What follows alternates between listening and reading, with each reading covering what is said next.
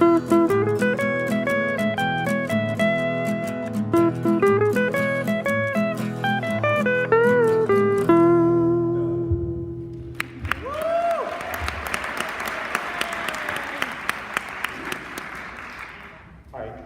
the key to teacher transformation?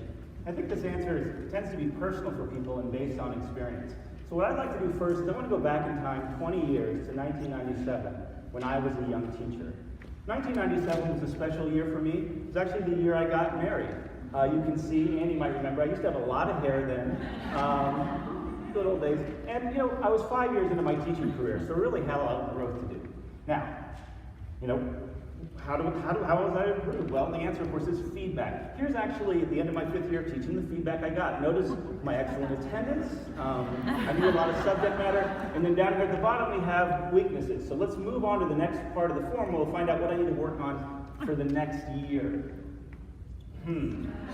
Not a lot for me to work on, and I was pretty experienced. Something seemed to be wrong here. Now, obviously something that's wrong, but really, as I thought more deeply about this, I thought, really, is it my principal the right person to give me the feedback I need? Who was the person I was most likely to learn from? Obviously, something was missing in this system that we used to use. It made me question this top-down model of teacher evaluation.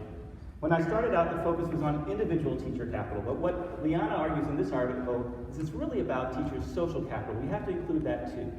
Now, what do I mean by human capital? The implicit message I got when I started out was that teachers learn by themselves.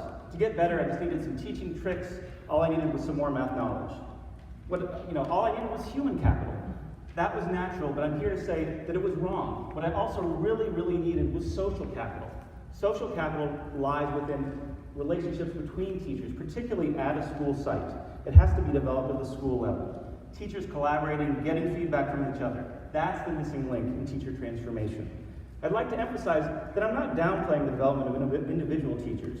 Better frameworks for providing teacher feedback have surfaced over the years, and I really believe in them. It's just that I've come to have a different view of things like the Daniels. When I first became a teacher leader, I tended to focus on the first 3 domains over here: planning, classroom environment, and instruction. And what I'm here to say is I think we need to find more balance. Professional responsibility simply doesn't get enough emphasis, and in turn, we tend to focus solely on human capital. So how do we build social capital for teachers?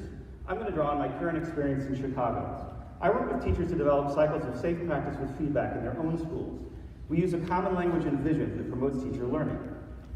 Now, there are several key pieces to effective teacher learning, peer learning. These experiences need to be job embedded.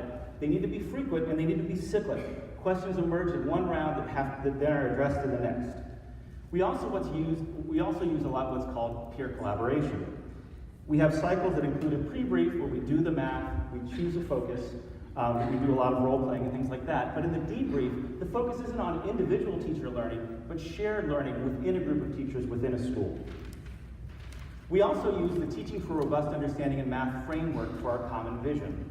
This framework it's from Alan Schoenfeld in Berkeley. It describes the conditions for a mathematically powerful classroom.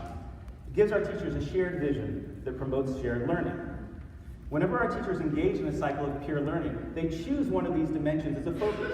They're always asking, is this lesson providing access for kids? Is it promoting agency? These are essential questions that we return to cycle after cycle. True also comes with a conversation guide. These guide these cycles. It gives us prompts for everything from the pre-observation all the way through planning the next steps.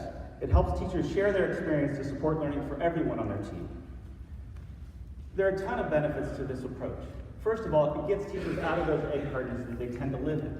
And when they come together in this way and they have the shared learning, the focus becomes on teaching, not on teachers, like they said in the teaching gap. Catch that reference. I also like to talk about the fact that in some ways this social capital emphasis is like complex instruction for teachers. When teachers collaborate, they have common experiences that help level the playing field. Teachers will learn to value every colleague's contribution when social capital is high. Another benefit, by building a conversation around this common vision where everyone has a shared understanding, we tend to focus not just on the what we're doing in teaching, but why we're doing it. Not how do you do the math talk or how long should it be, but to what extent is it about connecting mathematics or promoting agency. We want to leave a lasting impression in the professional work we do with teachers. We know in the old-fashioned system, when they get PD, only 5% of it is implemented in classroom. What Nelson says in this article is it's really cycles of professional collaboration that are what do leave a lasting impression with our teachers. Finally, our children benefit when our teachers have more social capital.